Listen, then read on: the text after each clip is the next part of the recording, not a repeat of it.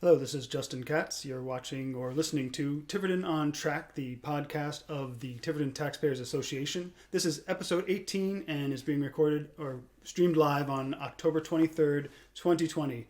So thank you for spending some time with us. Wherever you're watching or listening to this, please just take a moment to like, share, retweet, or otherwise recommend this podcast to others who might be informed or find some kind of entertainment in it. So track one, a little bit of catch-up. So like everybody else, COVID-19 threw us for a loop at the Taxpayers Association. And, it's one thing to set a time when everybody can get together and sit there and chat for a while and make a recording.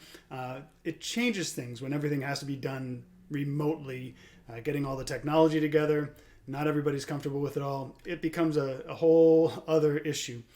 So hopefully this episode represents a return to full operation at least once a week. We're making some changes. We've all caught up, like all of you. We've all caught up to some extent with the new technologies we need to know and be comfortable with. So we're going to start trying this as a Facebook Live show. And we'll still turn it into an audio podcast and put it on YouTube and our website and all that. So at least for the time being, what we'll do is we'll probably do an interview or something like that, some discussion as pre-recorded interviews, and then I'll fill in with some of the rest with new segments. The monologue will be live. If it gets to that, maybe we'll start answering questions live. That'll be fun, but I don't know if we're quite there yet. You'll have to give us some time for that. So because we've got an election coming up, we'll devote the next few episodes, the next week and a half or so, to interviews with candidates from the TTA slate for town council. And so to start today, we'll go with track 2, which is Nancy Driggs and Robert Coulter. All right, I'm joined today by Nancy Driggs, town council member in Tiverton, running to keep her office or take a higher office within the council maybe, and Robert Coulter from Tiverton Taxpayers Association. Familiar faces, both of them, to anybody who's watching this. How's everybody doing? Good. I should mention Rob's also on this side. Rob's also running for town council on a TTA slate. Trying to turn things around here. You can go to tta2020.com to see our platform, letters to the editor, all those sorts of things. So let's start with Nancy on the just a quick background in case people don't know when you came to Tiverton, what got you involved in local politics and that sort of stuff.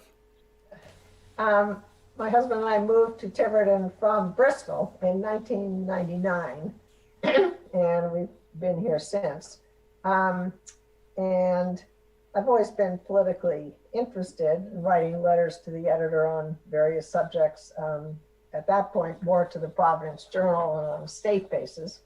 And then in 2010, I guess it was, I actually was the first time I ran for anything, and I decided to challenge Jay Edwards for the state rep position, and frankly got about 43% of the vote, and I was a total newbie. People really didn't know me at all.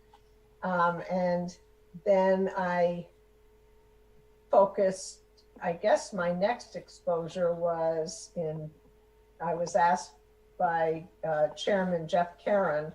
I think Rob Coulter at that time was on the town council, and they had decided to put together a charter review, a financial town meeting charter change committee to look into whether we should keep the town meeting style of doing our budget or change it to a referendum style. And I co-chaired that with Jeff Caron, and we did a lot of work, got a lot of opinions throughout town, and then it was put to the voters, and as we all know, the voters did opt 2-1 to go to the financial town referendum style to choose our budget, which we've been doing ever since. And the big change there was it takes 10 minutes of your time. It's the privacy of the polling booth. And anyway, so here we are. And then I was on the budget committee it's a 4-year term. I finished 3 years and then ran for the Charter Review Commission that the then town council Hilton, Dee Medeiros, and Joan Shabbat, that Jay Lambert, that town council put together to decide whether we should make changes to the charter. And we worked very, very hard on that over a year. And we did have, I think, 40 proposals, 20 of which we sort of prioritized to put before the voters. And the town council, Hilton, Dee Medeiros, refused to put them on the ballot. So the voters have never seen our proposals. They did put some of their own on, but they were not ours. And during the course of that, eventually some of the town council members put some proposals in, and we were all, I guess, not surprised, but it sort of confirmed what we thought. Jay Edwards wanted to get rid of the budget committee altogether and just have the town council make the budget. Patricia Hilton wanted to make it much, much harder to do the elector petition, increase the number of signatures and shorten the time that you had to get the signatures for one.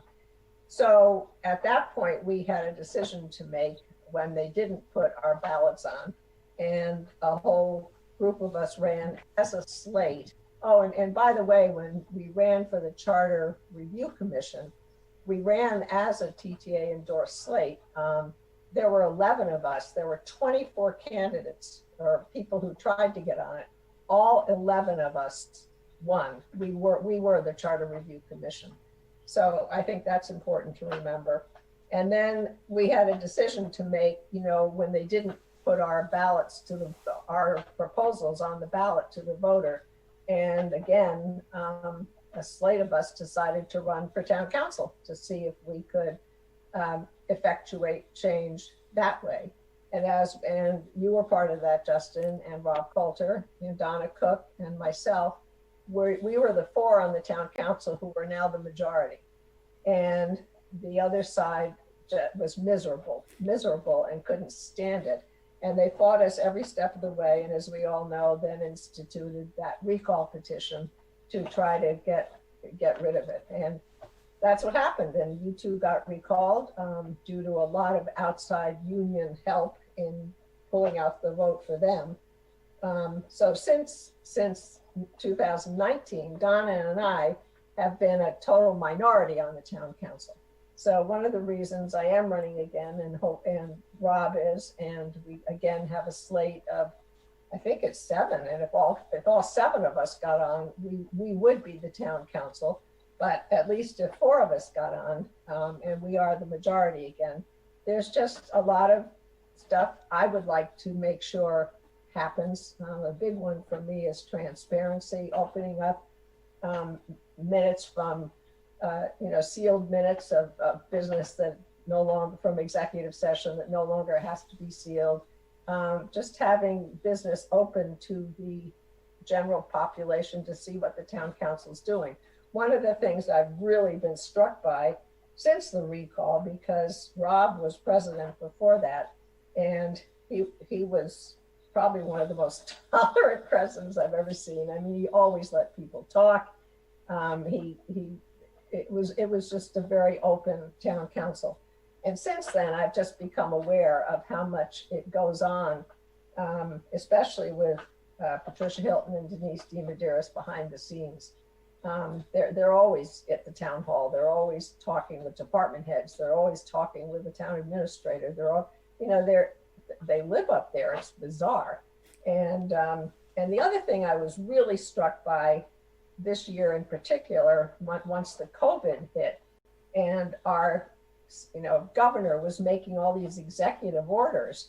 It's like we were constantly bombarded with these emergencies. I think there were 10 of them that Patricia Hilton put before the town council with no time to discuss it. I mean, none of them were quote unquote emergencies. She never conferred with the town council. We would go to a meeting and here would be another executive order. And she was just like following lockstep with the governor. It's like, and we have a lot of problems now because of that. I mean, it turns out the casino, the agreement we had with the casino states that if the state for casino revenue, if the casino is closed for one day out of the year, we don't get the money from the revenues. And they weren't going to do anything about that, the current town council. I said, this is ridiculous. Are you even going to talk to the state or bring an action? So I think they're fine. I haven't seen the action. Supposedly there is an action now, but they're just not looking out for the taxpayer interest. So that's why I'm running again. That's why I ran before. Yeah, well, there's a whole lot of wisdom to unpack and all that. Starting with your decision not to run for U.S. Senate as your first go. That's a lot of on the Republican or conservative side. A lot of people say, "Hey, there's no competition. I'll just run for Senate." And then, so you stuck with the statewide General Assembly. So that was a good decision. And that the financial town meeting had to go. That was definitely, anybody who lived through those meetings knows for sure. So Rob, let me bring you in here. I guess just start with the backstory of your history of becoming a superhero in Tiverton. Well, sure. And thanks again for having us. So I moved to Rhode Island in 2000 and lived down in Newport for a couple years until we settled down here in Tiverton. That was in 2004. So I've been here now longer than I've lived anywhere else. I've bounced around a lot as a military, in a military family and in the military myself. And although I was here since 2004, it wasn't until 2008 that I actually got involved, sort of at a local, at the political level. And that was from going to my first financial town meeting. So ever since then, I've been rather involved. And that is my dog barking in the back here. In case you can. So I've got involved since 2008, and ever since then, I was involved in forming the taxpayer groups. I'm a founder of the Tiverton Taxpayers Association. Its affiliated charity, Tiverton Cares, I've helped found, and I've been elected 4 times in Tiverton, twice to the town council, once to the budget committee, and once to the Charter Review Commission, which Nancy just spoke of, and I've served in a variety of capacities as chair or vice chair or president of those groups. So a lot of background, a lot of experience going on between the two of you. On the council, we're going for the 3rd time for you to be elected to the town council this time around. So what do you think, I'll stick with Rob, what do you think really needs to be done as a top priority starting with a new town council? Yeah, that's a great question, and I think obviously the economic impact of the current declared pandemic is first and foremost. So when you think about the TTA mission, when you think about good government and supporting your local businesses, community involvement, and of course reasonable controlled taxes, I can't think of a better time for that than now. And so certainly keeping taxes under control within the same amount as our neighbors. Well below the tax cap would be most important. And then dealing with our sort of long-term liabilities. This has been a project of mine ever since I've been involved, of trying to meet these capital needs. It's so easy to push them down the road. Nancy has done great work along with Donna Cook on trying to spread out our landfill cap liability while we get back up on our feet. So that's important. And again, finishing the work of good government, of the transparency of government, is one of the most important things that's on my mind. That I think if you can get good government down and respectful, honest operating government that people can see, then most of the other problems will solve themselves over time. It's kind of hard to, when we were all on a council, it's almost hard to believe the pushback to just doing things reasonably. I mean, if you set it, we tried to set up a long-term plan. You get that down. Here's the baseline. Here's how we're all going to discuss where to go with it. We'll have a target on taxes. Instead, you get this local government. You get this kind of play it from the hip. Whatever's on the top of your pile of papers is the top priority. Giving out to special interests in contract negotiations, but just to constituents, the loudest person gets whatever. And there's no long-term planning. And that's how you can. It almost sounds like, I think, to some people a contradiction. Oh, you want to invest in capital and have reasonable taxes. You can't do both. Well, no, you can. You've just got to set everything up properly and run things correctly with transparency. Make it so nobody feels like you're trying to pull things over them. And that's just something they haven't done real well. So Nancy, what do you think going into a new session with 4 to 7 town council members from the TTA slate, what do you think the top priorities should be? I agree. I mean, one of the things that we had, you reminded me, and just reminded the viewers that we had started when we were the majority on the town council, was trying to come up with a long-term plan that involved capital and involved expenses. And the pushback was enormous. And and then we all got involved in this horrible recall, and frankly, it disappeared. I never heard the word after the recall, and we now had, I kept calling her, what did I call her, substitute or replacement? What? Replacement president or something. I mean, she got so annoyed every time I said it, but never mentioned it, never heard it again. And that's such a blatant need that this town has. I mean, it's not a huge town, but we have a huge budget, and nobody ever talks about managing it. It's crazy. Yeah, well, that kind of gets to one of the items on the platform for the TTA slate is to put the casino revenue back in control of taxpayers, with the adjustment that now that we've all had the experience of a global pandemic, with the adjustment that you have to wait a year till you know what revenue you have, then you can put it in the budget. That's the TTA slate's position. But the Patricia Hilton, and she's not alone. This was the prior town council, almost everybody on there, and others. A lot of people think that you come up with this plan where you give the town council power to control the casino revenue, and it's always backwards. They've come up with a process. You give us control and we'll do the right thing, when it really should be, here's how we're going to allocate the money. Right. Here's how then you can say, okay, that's taken out of the hands of the taxpayers. But before you do that, the taxpayers have to have control of it, I think. But it's also taking it out of control, whoever happens to be. If you have a set procedure in place, it doesn't matter then who the town council is. If hopefully you can put it in place in a way that it can't be changed easily, then it'll continue no matter who is on the town council. And that's what doesn't happen now. It just swings. Yeah. Thoughts on process of good government, Rob? Yeah, well, to begin with, you have to put a stop to some of the, just all of these executive sessions. And that's something that I know that you would agree with as well, Justin. So many of the most important decisions are made, behind closed doors. And it's frustrating for a whole bunch of reasons. First of all, of course, the public can't see. The public also can't provide input, and those serving on those boards don't have the benefit of that public input.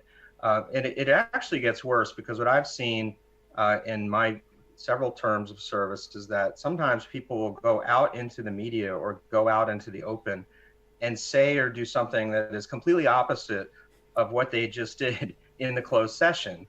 And so it really just adds this element of politics and gamesmanship, so to speak, that doesn't really help anything. And so when I think about, I agree with this idea that to reach the best solutions for the town, you have to have a good government process. And the best way to have that is to have an open, transparent, and honest debate where people can actually exchange ideas and test ideas and make sure that we get to something that's close to the truth. And you can't do that behind closed doors, and you can't do that with this sort of like almost professional political apparatus that's going on. I know you've done a great job running Tiverton Fact Check. I mean, these types of things that can help people actually sift through the noise and actually find the truth. And that will be how we solve so many of the other problems. Yeah, I think so. It makes me think of also since Nancy and Donna have been on the council, keeping up the fight there, a lot of issues. I think in particular, I was thinking of the hiring of an interim town administrator, Chris Coulter. All the discussion, almost on a surprise, happened in a closed executive session on a Saturday morning. And then they turned the cameras on so everybody could watch on YouTube or wherever you happen to be watching. And it was anytime, I think, Nancy, you and Donna tried to bring something up, it was, oh, well, we already discussed that, meaning in executive session. So as if the debate had already happened. We resolved this in the back, and now we're done. We're going to vote. I think I think people underappreciate how important that is to getting good results, because people people's priorities change when they don't think anybody's watching them, and I think that's indicative of the way, going back as long as I've been paying attention for almost 20 years now in Tiverton, the way a lot of people have run it is to set everything up so that by the time you get out in the public and vote, everybody in the room feels like you've got no choice. There's no purpose to doing input. The other council members feel like, oh, well, this is decided. I really can't vote against this. And I've heard that from other town council members too, who won't say it publicly, but they'll say, you get in that back room, they tell you this is the way it's got to be. And that's what has to end, I think. And that the transparency and having process that you guys are talking about is and important. I will say, it was interesting to me right after the recall when Hilton's now the president, and she was addicted to the gavel. And there were several times when Donna Cook, who sits next to her, was intent on saying, she just would keep talking, and Trish was banging the gavel, and nobody stopped her, but she stopped doing that. So I have a feeling somebody spoke to her and said, that's just totally unseemly. But in the beginning, they were really, really, really nasty to us too. I remember going into executive session when they were looking for the new solicitor, and before you go into executive session, you're in open session.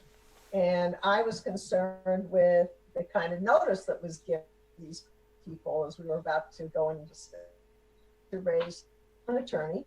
And I was trying to raise some sort of legal concerns about the notice that was given. And I can't tell you how many times Jay Edwards just said, will you shut up? He literally said that. Will you just stop talking? Let's just get on with this. And finally, our then attorney, Gio, would say, let's have some decorum here. But he was really, really nasty. And Hilton got very nasty at the end when I wanted to raise one more objection. She said, you know what? I'm done.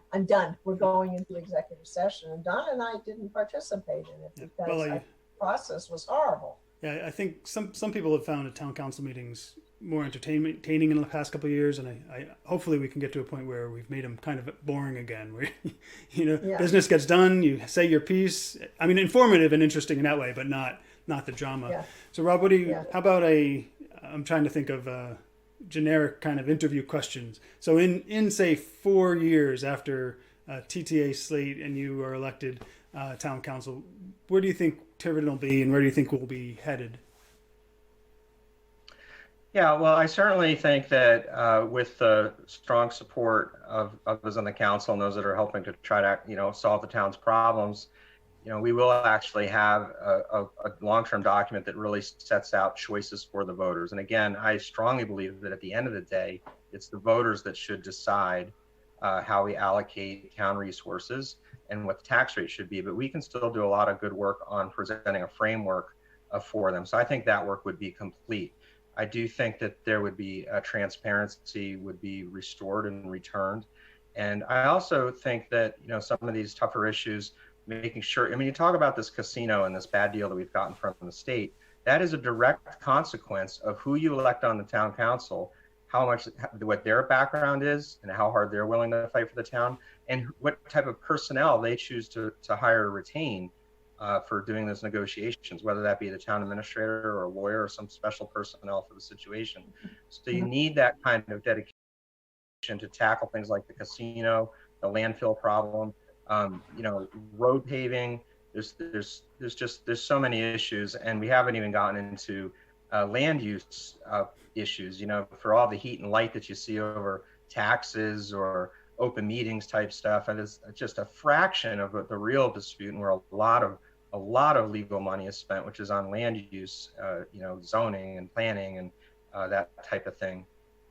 So that's quite a bit, but if you said 4 years, I think that's quite achievable over 4 years. Yeah, I like the distinction.